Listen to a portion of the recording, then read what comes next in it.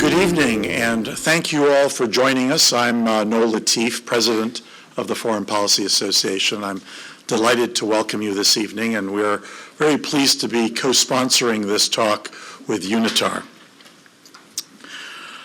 Speaking of UNITAR, a strong proponent of the United Nations, President Franklin Roosevelt observed that if civilization is to survive, we must cultivate the science of human relationships, the ability of all peoples of all kinds to live together in the same world at peace.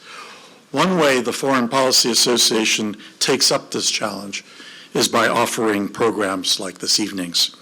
So we're really delighted to have from Oslo a very distinguished and thoughtful scholar, and to formally introduce him, I am delighted to invite the remarkable, the extraordinary Vice Chairman of the Foreign Policy Association, Sana Sabak. Sana?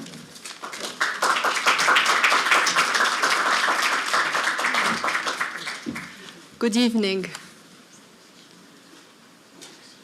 We welcome you, Nikolas, to New York. Hope you had a good stay.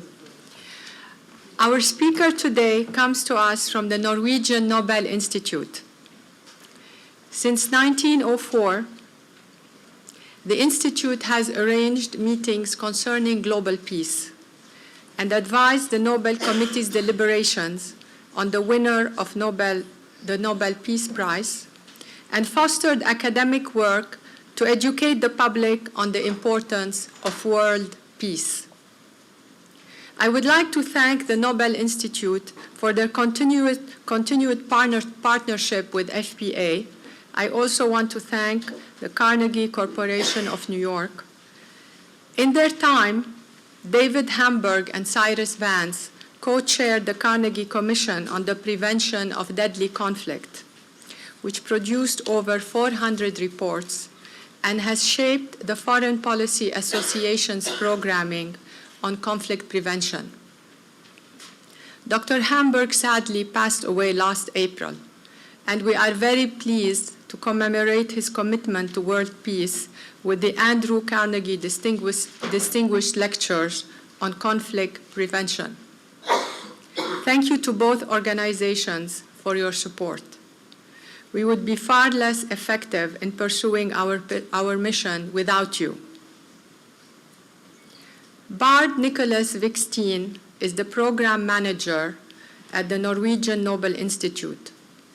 Since coming to the Nobel Institute in 2017 with a master's in peace and conflict studies from the University of Oslo, Nikolas has released 2 publications. The first, Nuclear Disarmament, a Critical Assessment, has been lauded by former Senator Sam Nunn and former Secretary of State Henry Kissinger as timely and thoughtful.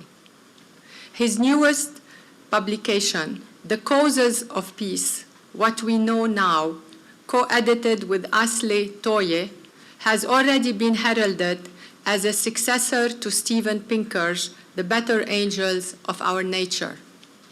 Please join me in welcoming Nikolas. Thank you.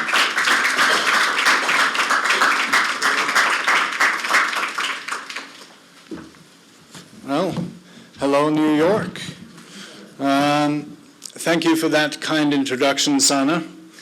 It's wonderful to be here. Dear friends, let me first take this opportunity to extend my thanks to Sana, Noel, and my friends at the Foreign Policy Association who have so kindly invited me here to speak about this book. I apologize for the manuscript, but like your president, I tend to get in less trouble when I stick to the prompter. It is a particular pleasure for me to be speaking here at the Harvard Club. Judging from the decor and the actual elephant head on the wall, which I'm sure they will convince you to take down at some point. But you know, if they ever do, it would certainly go very well with the katana that I have hanging on my own office wall. So Because you see, Alfred Nobel was not a pacifist or a utopian, nor was he as certain about the causes of peace as some of you might think. Indeed, the parallels between Alfred Nobel's internal debates in the late 19th century and the evolution of peace research are so compelling that I cannot resist the temptation of beginning by presenting some of the key insights of our book in tandem with the development of the organized study of peace and Nobel's own insights on the matter. Many of the questions are still the same, even after 100 years of study, intense study. In the second part of my talk, I will show why this does not mean that we have learned nothing at all, but rather that the fiery debates that embellish this book are actually an indication of just how much we already know about the ingredients that make peace more likely. Unfortunately, and as I will discuss in conclusion, knowledge of the causes of war and peace is also a powerful reminder of just how much trouble we might presently be getting ourselves into. We start at the beginning with Alfred Nobel, which also offers me the satisfying opportunity to remind you Americans about just what merits a Nobel Peace Prize. After all, you lot sometimes seem to think that anyone can get it. Nobel's vision took shape in his many letters to the peace activist and later Peace Prize laureate Bertha von Suttner, another lady by whom Mr. Nobel had been catastrophically, and I am afraid understandably, friend-zoned. In 1895, he drafted the final version of his will, and he wrote the famous and all-important words. One part to the person who has done the most or best to advance the fellowship among nations, the abolition or reduction of standing armies, and the establishment and promotion of peace congresses, like this one here. Fellowship among nations, disarmament, and peace congresses. I will leave it to you to consider who might be eligible. And if you are eligible to nominate, I urge you to do so. Since 1901, the Norwegian Nobel Committee has awarded the Peace Prize to 134 laureates, and their choices have slowly made it the most prestigious prize in the world. It is not the only peace prize in the world, nor does it pay the best prize money, but it certainly makes for a very solid LinkedIn profile. Or as Desmond Tutu once put it, no sooner had I got the Nobel Peace Prize than I became an instant oracle. Virtually everything I had said so many times before was now received with awe. The prestigious prize possessed the remarkable powers of an open sesame. Yet, the institution of the prize can also be seen as marking an important point in intellectual history. And this is where the story behind this book begins. While humanity has thought about war since the beginning of civilization, the turn of the 20th century marked a new confidence in our ability to achieve what has for most of history seemed an absurdly idealistic goal: world peace. Even during the optimism of the Enlightenment, embodied by Jean-Jacques Rousseau, Jeremy Bentham, and particularly Immanuel Kant's amazingly avant-garde book, Zum ewigen Frieden, or Perpetual Peace, there was no widespread belief that war could actually be made extinct. Indeed, even when the destruction of the Napoleonic Wars shook Europe into realizing that it had to be protected from itself. Do you have some water, please? The great powers relied on force to keep the continent at bay. And when they left the booze and Beethoven-fueled party at the Congress of Vienna, they did not have many illusions about actually having ended human conflict for good. The 80 years of European peace that followed was a surprise to many. It was only after the militarist setbacks of the Crimean War and the American Civil War that the call for peace really got going. Apart from the creation of a glorious prize to reward the greatest triumphs along the way, this manifested itself in two distinct ways around the turn of the century. First, the peace movement spread rapidly across Europe and the United States. In 1889, Frederick Passy founded the International Organization for the Arbitration of Conflicts, a sort of very light predecessor to the UN, of which I understand we have some representatives today. And he would become the first Peace Prize laureate, together with Henry Dunant, famous founder of the Red Cross, who saw the carnage at the Battle of Solferino and decided that enough was enough. In the New World, one of the organizations that sprung from this idealist search was, of course, the Foreign Policy Association, founded in 1918, and I hope I get this right, as the League of Free Nations Association, to support Woodrow Wilson's efforts to achieve a just peace and a League of Nations.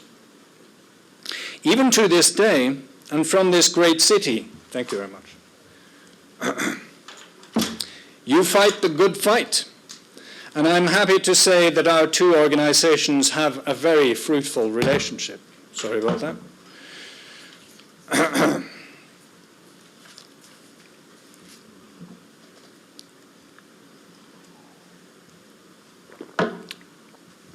Second, the momentum for peace spurred interest in the study of its causes. Thankfully, industrial magnates also stood ready to fund these efforts. With the motto that the man who dies rich dies disgraced, Andrew Carnegie, who I've the honor of speaking for today, established the Carnegie Corporation. The surge of intellectual inquiry that followed led to a baffling array of theories, often written by wealthy people with too much time and varied ability.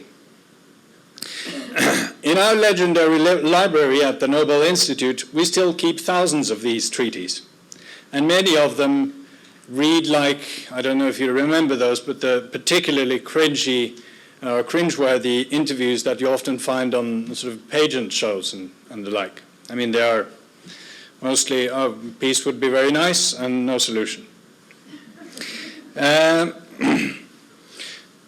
However, these humble beginnings soon led to a sprawling but flourishing discipline.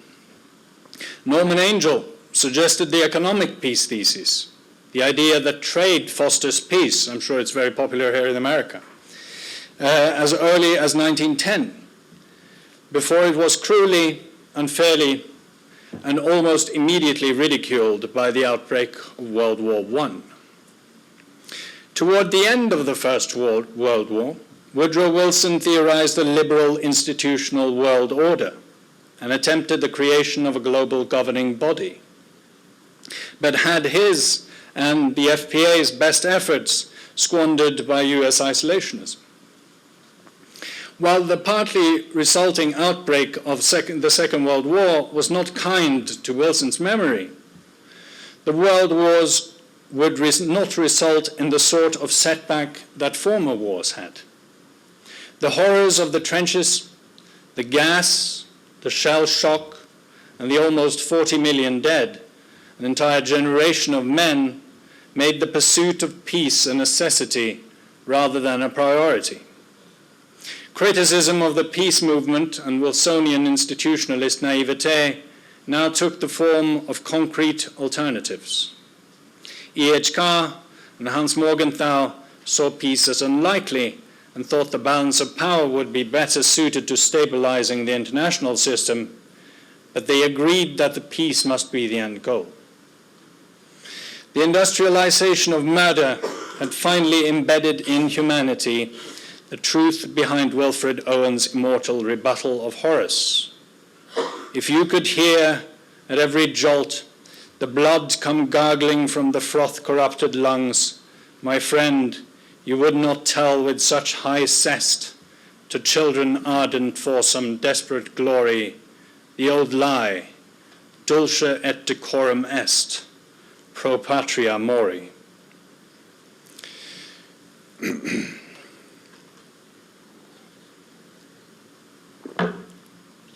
Ever since, the study of peace has expanded. However, the peace research community faces one serious problem, a problem that we have attempted to address with this book.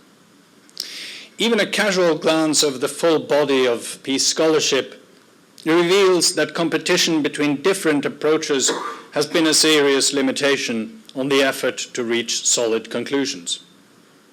So many different academic perspectives have attempted to study peace that communication have either been disrupted or never been established in the first place. I've experienced this several times during my studies, where one place international relations theory is completely out and quantitative study of peace research is completely in, and then another place in the world it's completely the opposite. And given the diversity in the United States, you of course have both of these and every thing in between. You might think that there have been endeavors to collect a bird's eye view of the state of the art. Well, in fact, different schools of thought are rarely brought into direct contact. As a result, the natural selection that all science relies upon does not happen to its full extent. And instead, there are many separate traditions, each with very different views about which conclusions we have actually reached. In our book, we've made a rare attempt at bringing these competing traditions together, inviting the most influential peace researchers in the world across all disciplines to find out exactly what it is that we know. So where do we stand? What you've all come here to know.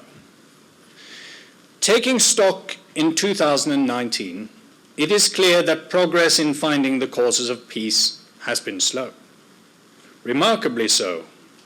Indeed, many of the questions that Alfred Nobel raised in his correspondence more than 100 years ago are still there. On his dying day, Nobel instructed that part of his fortune should be awarded to further peace through disarmament and international cooperation.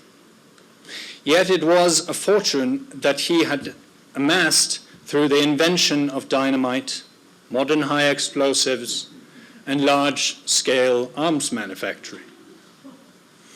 This apparent paradox is clearly seen in his private correspondence, where Nobel often favored deterrence over disarmament and the threat of force over peace congresses.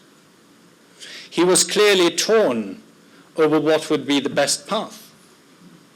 In one letter, he noted that my arms factories may put an end to war before your peace congresses, and argued that good wishes alone will not ensure peace. Fair enough. In a second letter, he predicted that only when chemical weapons capable of annihilating the entire civilian population are invented, peace will be ensured. Leafing through the pages of our new book, there can be no doubt that many of the paradoxes and questions Nobel identified as he considered the morality of his life's work and how peace could most effectively be ensured are still at the center of the debate. For example, whether there is greater value in disarmament or deterrence as a path to peace is a central question. Well, in this book, Bruno Tetra and Paul Diehl expressed considerable concern for the consequences of complete nuclear disarmament, which Alfred Nobel's will certainly seems to imply. Tatra points out that nuclear weapons are a likely explanation for the 74-year peace of great power warfare, and urges significant caution in attempting to get rid of them. Perhaps Nobel is right in his correspondence, rather than his much more consequential will. Even the idea that democracies do not go to war with each other is not set in stone, despite being celebrated as something of a natural law in political science, and certainly having taken this country to war a couple of times. In our book, The Father of the Democratic Peace Theory, Bruce Russett goes head-to-head with Joanne Gover. Her sophisticated statistical argument claims that changes in the international system might be a more likely reason for the lack of conflicts between democracies. But Russett holds his ground. Discussing the need to insulate the less fortunate from conflict, Paul Collier, Grand Master of Development Economics, notes an overemphasis on democratization. Rather, he argues, focus should be on averting fragile states that are prone to conflict. Our very own Christian Gleditsch notes the importance of political accommodation in decreasing domestic violent conflict through reducing grievances and averting civil strife. But he has certainly had his opponents through the years as well. As for international organizations, the modern incarnation of peace congresses, Maya Cross extols the European Union's contribution to the once unimaginable prospect of peace in Europe.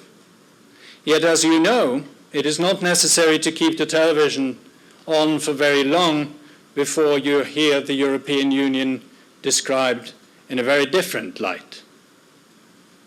Even American hegemony, so often praised for its importance to global peace and stability, is weighed and found wanting by some. Ned Lebow and Simon Reich go on a full-on assault, claiming that the idea that America's hegemonic role in world politics fosters peace and stability is absurd, they claim, and point to American post-war history. They would certainly have their opponents. The world's finest researchers cannot even agree on whether the world has actually gotten more peaceful. The first two chapters in our book focuses on the claim made by Harvard's very own Steven Pinker in his seminal book, The Better Angels of Our Nature. Steven argues that the upward surge of humanity has made war less frequent and less destructive.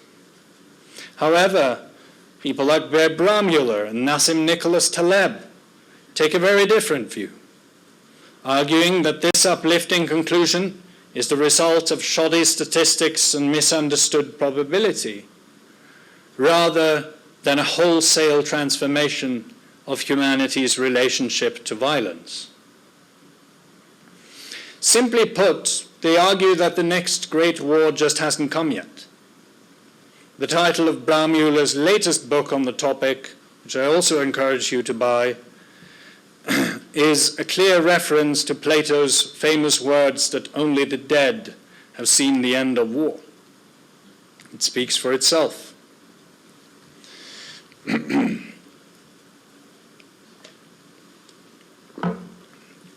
Where does this leave us as to the causes of peace? With so many fundamental questions left unanswered, it is easy to be cynical. Do we really know nothing after 100 years of study, when even the most rudimentary questions are steeped in debate? Has our quest to find out what we know failed? Are we naive and foolish to even try? Well, I don't think so. Political science is often more of an art than it is science. You don't like to admit this, but it's often true. With the world as our laboratory, the number of possible variables is often so large that debates become difficult, if not impossible, to close. There's always another test, always another coffee machine to turn off before we can leave the house. Still, that does not mean that nothing can be known, that it is impossible to derive conclusions about what sort of behavior contributes to peace. The debates that still remain on the table, the debates worthy of being included in this book, offer important clues. While the individual contributions to the Kantian peace triangle, democracy, trade, international organizations, may be disputed, their combined weight of evidence is, in my view, almost incontrovertible. One may discuss the extent of each contribution and exactly what mechanism within or between each has caused the relative peaceful development of our world over the last 7 decades. Of course, not without its failures.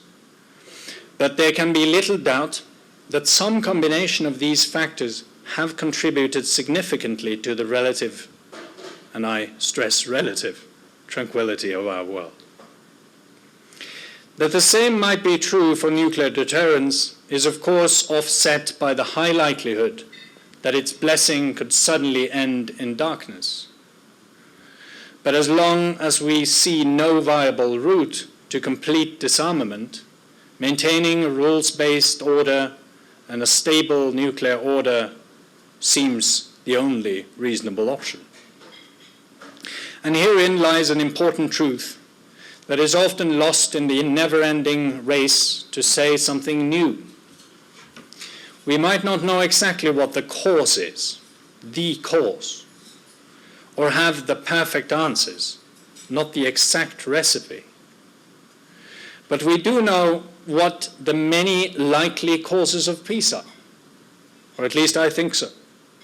The ingredients that somehow together has made a better cake for all of us. Democracy unimposed carries considerable weight. Trade, as brilliantly demonstrated by Eric Gartzke, is another important factor. A rules-based nuclear order has certainly kept us from the brink.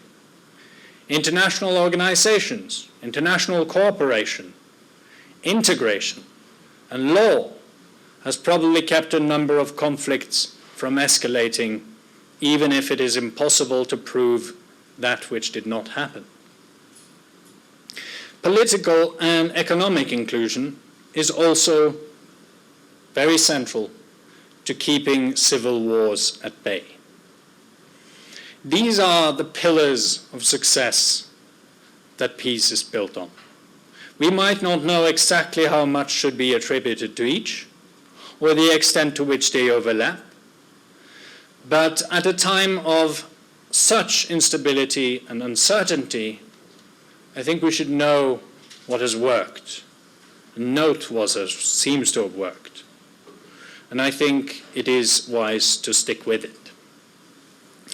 So, in conclusion, I'll have some water first.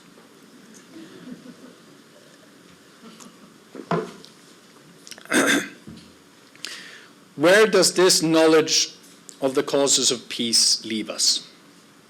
Well, I am sure you will be enormously surprised to hear that it's not looking great. At a time when the factors that I've just mentioned, the factors that we know contributes to peace, seems to be systematically undermined, we have enough to worry about. It is not great when the entire nuclear arms control and arms proliferation regime is falling apart. When isolationism is on the rise, both sides of the aisle, it seems. Democracies look like they are failing, and the United Nations is becoming so sidelined that it can hardly keep the power on. Unfortunately, however, for a neoclassical realist, what is really concerning is that this happens on top of what we know to facilitate conflict. Indeed, while US hegemony has perhaps not been the success story some expected it to be, I am caught wondering whether Ned Liebau and Simon Reich might not soon be forced to reconsider their view of America's imperfect rule. Popularized by another Harvard man, Graham Allison, most of you are familiar with the prospects for great power conflict between the United States and China. That in itself, that you know of it, is frightening. Over the last few years, however, and especially the last few weeks, we have also started seeing the consequences of this power shift starting to play out over the rest of the world. The United States is not just withdrawing from the Middle East because of the incumbent president. It is not just going to keep pressuring Europe on defense spending because Trump is a tough guy. Over time, and increasingly, I believe that the United States will have to leave Europe increasingly to its own devices. No matter the administration, China is such a potent adversary that the United States will have to focus on its Pacific flank. Historically, US security and hegemony has relied upon controlling what Nicholas Speakman called the rimland. As RAND Corporation reports increasingly warn, China is catching up to US power in Pacific Asia very swiftly. And yes, I know that Michael Beckley and others say that Chinese economic collapse is imminent, but I also know that they have been saying so for 30 years. And that China has massive geographical advantage in its home continent. This means that China does not need to be fully equal to the United States to match it on its home turf.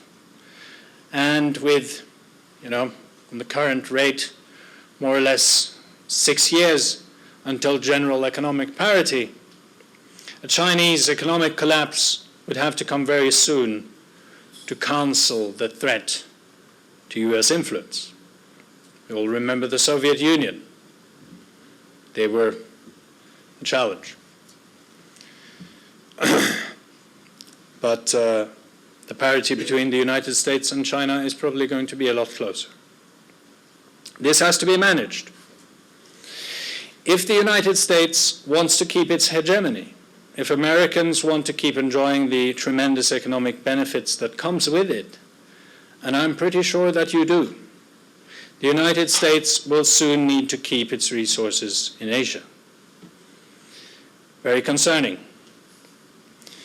However, these challenges not only pose a threat of great power conflict, the most terrible thing that could happen.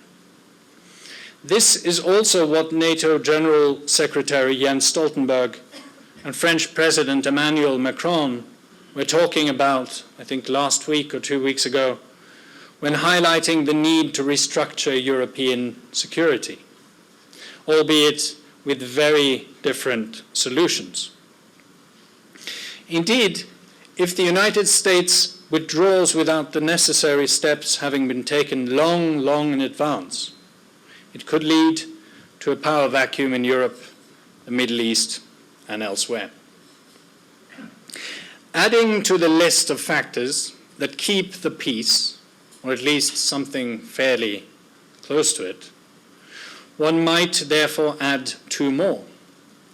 The careful and concentrated management of rising revisionist powers. And finally, managing regional balances of power to avoid dramatic and violent corrections. In combination with the assault on the aforementioned mechanisms that tend to keep the peace, the fact that we are not doing enough to avoid these conflict-making factors is very concerning. With the power vacuum left by the United States and a full-blown superpower rivalry in Pacific Asia, we would need all the peacemaking capabilities we can get. And right now, we seem to be undermining them. At this gloomy moment in time, I was reminded of Bertrand Russell's essay, In Praise of Idleness, completely new concept to most of you, I'm sure. But he writes, "The world is suffering from intolerance and bigotry, and from the belief that vigorous action is admirable, even when misguided. Whereas what is needed in our very complex modern society is calm consideration, combined with the readiness to call dogmas into question." We live in dire times, controlling forces beyond our control.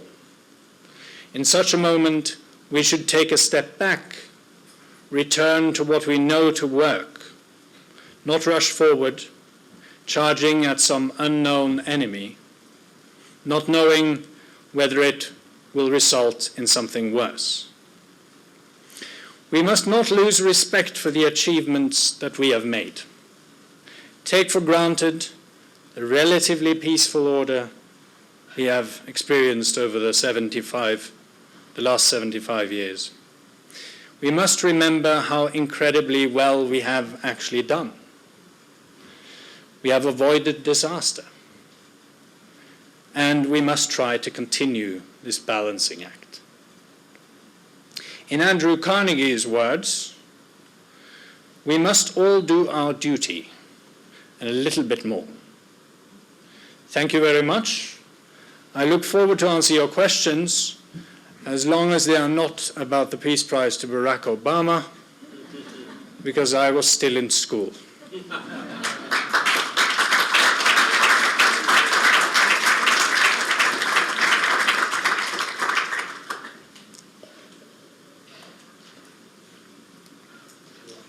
Yes, in the modern world, we usually use research to try and determine things rather than having rich people write random thoughts on pieces of paper.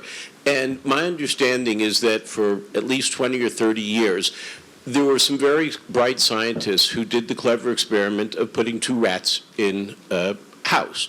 When they put the two rats in the house, they all smiled at each other all day long, perpetually, and lived happily ever after. When they added 25 more rats to the same environment, the rats cannibalized each other's children, ate each other up, and were very ungentle with each other. And my understanding from the research was that it provided the answer to your question, that where the world experiences 3 to 5% trade growth and 3 to 5% economic growth, that peace will be maintained, and where the reverse happens, that the outcome is clear from the rats. Right, I'm not familiar with this experiment, which speaks to our problem. I mean, this speaks to, maybe that should be included in the book. Sounds like something out of psychology. But I think you touch on growth, which is important, but so is distribution. I mean, if you have an extreme difference in the distribution of wealth, there is certainly some evidence to suggest that that is not conducive to peace. And especially with regard to civil conflict, we have I think, very strong evidence suggesting that political inclusion, I mean that certain groups are not marginalized, is conducive to peace. And it is certainly not difficult to imagine that part of the answer to that is economic factors. If you have very little, while others have a lot, it doesn't help you as much as we like to think to look at the GDP growth of the country and think that, you know, this is going great. The only problem is that I don't have any bread. So I hope that answered your question. Sir, you mentioned the name Hans Morgenthau in your talk. Right. Many years ago at the University of Chicago, he said, wars will never take place unless both sides think they can win. Right. And now as we look at the world situation, America is at a certain point now, but China is on the rise. Mm-hmm. Would you say that we have to be concerned about the fact that if China continues to grow the way it is growing, that we will be faced with another war because both sides feel they could win? I mean, I've spent most of my time studying this exact issue in US-China relations. And, I mean, it's the most interesting one. And, you know, the issue with the power transition theory, as it's known, and it's, 2,000-year-old theory invented by Thucydides, and Graham Allison has certainly profited on his excellent book, but there have been many who have been working on this. But I think there are two sides to this. So the problem is, I mean, the first issue we will probably encounter is whether the United States will do something preventively. So if the United States sees China growing on the rate that it currently does, I mean, it has its navy is outgrowing the United States Navy. It is not a bad navy. It can't come to the United States yet, but it's in the region. It's extremely potent. It is technologically advanced, partially because they just steal whatever you make. I think that the issue is whether, the first issue would be whether the United States will do something. But then, of course, China faces the same conundrum. Should we do something before the United States does something? I mean, you have historical experience of this with Japan. Should we start something? And once that happens, the consequences can be catastrophic. I have a close friend of mine, and he was also my supervisor, Øystein Tunsjø, who has written an excellent book on this issue called The Return to Bipolarity. And he speculates in that book, whether a battle at sea would not escalate to the use of nuclear weapons. And if that is true, the chance of conflict between the United States and China is certainly great. But it goes both ways. Will China do something because they are worried that the United States will try to keep them down? Will the United States do something because they are worried that China might soon surpass them, challenge American hegemony, etc.? And all the way up to this point, you of course have the challenge of escalation due to misperception, etc. I mean, when these boats are going closer and closer to each other, I mean, I'm sorry to say, but you only need one trigger-happy or particularly nervous pilot or Navy man, and something could go very wrong. So when the tensions rise, things get more dangerous. And that and power transition certainly contributes to that. Yes, Coordinator. So could you discuss the role of diplomacy as a prevention tool? Because there's so many skills in the diplomatic community globally, conflict resolution skills, negotiation skills. So as a preemptive force for conflict resolution, there's a lot of skill and talent. But could you discuss the limits of diplomacy and how we could overcome the limitations of diplomacy? Ooh, big question. Certainly in the face of artificial intelligence, there's going to be a lot of propaganda that's fake. All right, I see. I mean, I tend to think that the key with diplomacy is trust. I mean, when you come to New York and you speak to Americans, something is conveyed which you can't get through the television screen. I mean, you think you know a place, you think you know what they think, and then when you speak to them, you start figuring out whether you trust them or not. And I think that's one of the keys to diplomacy. It goes back to this question we've just touched upon, alleviating misperception. You know, making sure that we know what the other party wants or does not want. You know, perfect example, if you were in the late 1940s, early 1950s, I mean, I'm pretty sure there were a lot of Americans that thought that, you know, several people in the Soviet Union were just very keen to have a nuclear war, and some, I'm sure, were.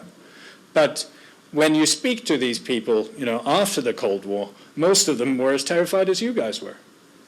And diplomacy is a sort of high-level version of that, trying to alleviate those tensions.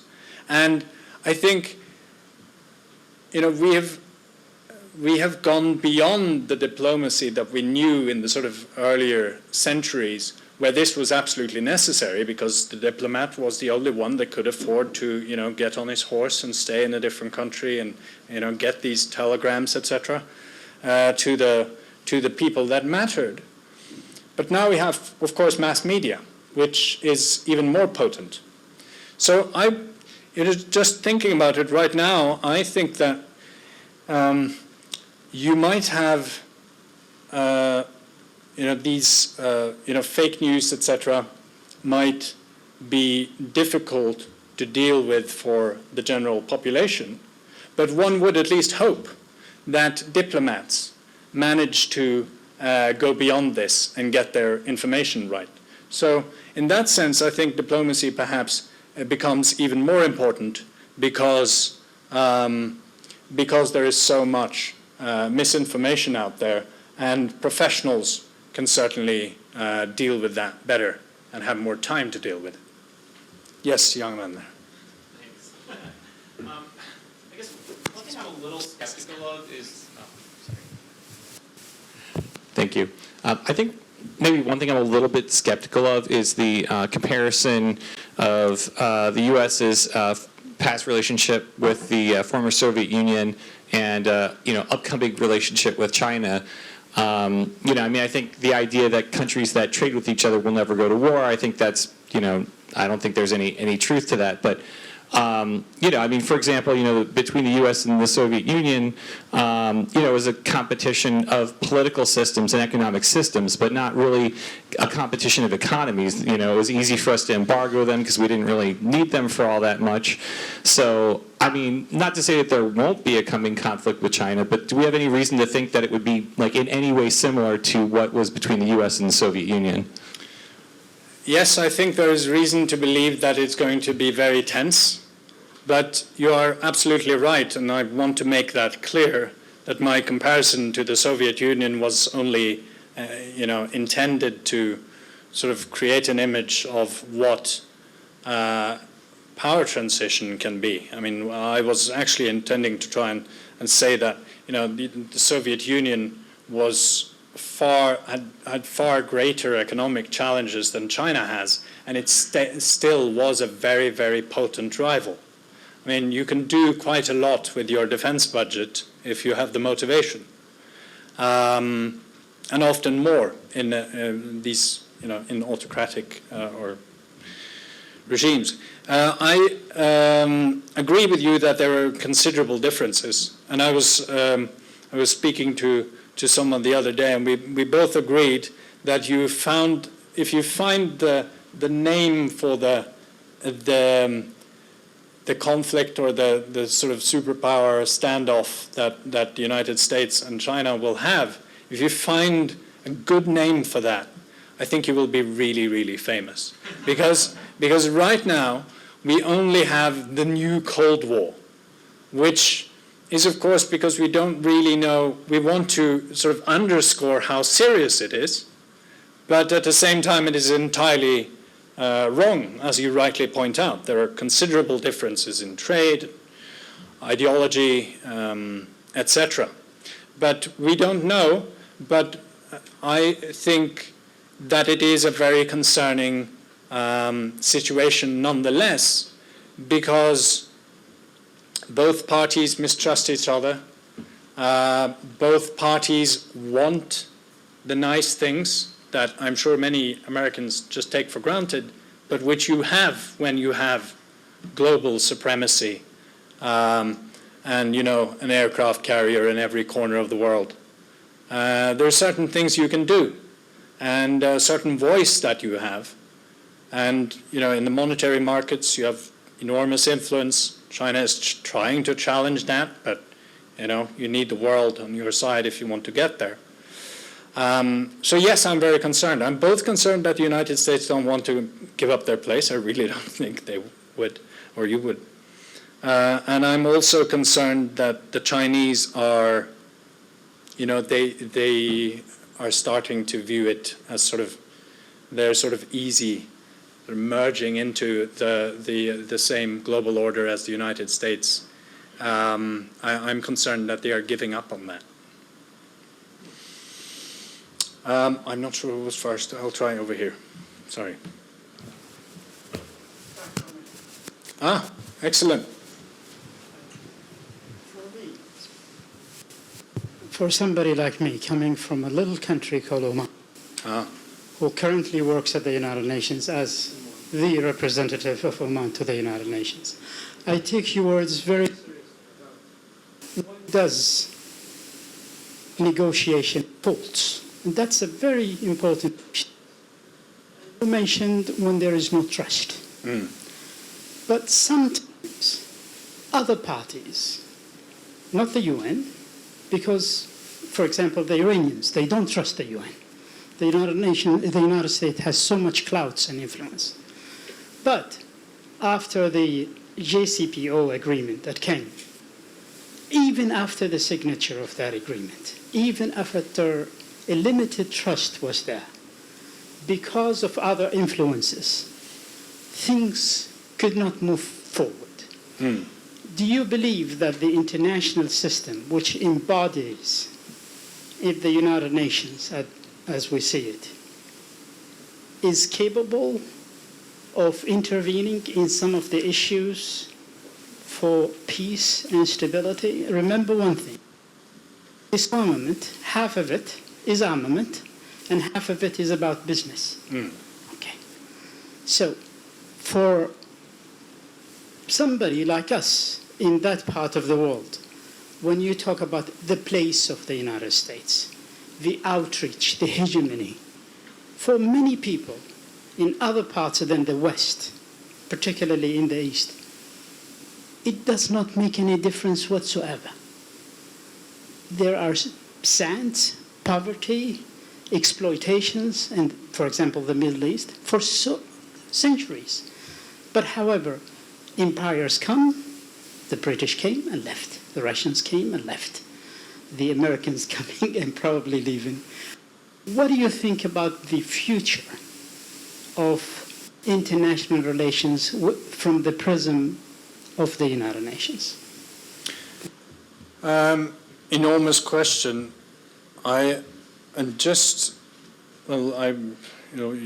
Next year we will do a Nobel Symposium on the United Nations, and I will, be sure to buy the outcome of that. I think that would be much better than what I'm going to say. But I was reading Thomas Weiss' his book. And his sort of maxim, which I entirely agree with, is if we didn't have the United Nations, we would just have to invent it. We will always need a venue for discussion, a place to meet. I mean, just imagine a major international crisis and you just don't know where to meet. You will have to set up an ad hoc organization every single time. Very inefficient. So I think that the United Nations will still be around you touched upon sort of Eisenhower and the industrial arms complex, the industrial military complex there.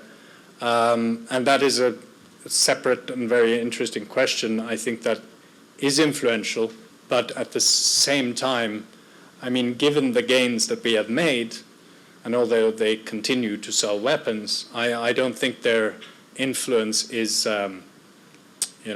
impossible to resist. But as to where the United Nations is going, yes, I mentioned that I'm probably a neoclassical realist, so I too believe that there are clear limitations. I mean, the United Nations is clearly limited by the interests of its members, and particularly its great power members or the members of the Security Council. And that's probably always going to be that way. But that doesn't mean that it's not an important arena, because there are many, many issues that are resolved, either because the great powers, let's call them the great powers, don't care about that particular issue, or because they feel that this is something that they could do. I mean, it's not something that is it would be detrimental to their interest to do something about it. And then that's the sort of space where I think the United Nations still makes a big difference. And considering how relatively little it costs to keep it around, despite the headlines, I think that is still something we should do. You have time for one more question. All right. Yes. Thank you, sir. You mentioned about geography as a factor power in rivalry between US and China. I would like to ask you, maybe geography is not that much relevant as in old times if United States are withdrawing from Middle East and Europe.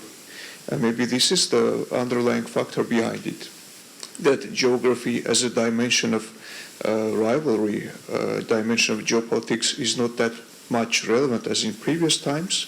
And maybe there are new dimensions which are more relevant, where United States can outwin owing to its technological capacities, namely cyberspace and outer space.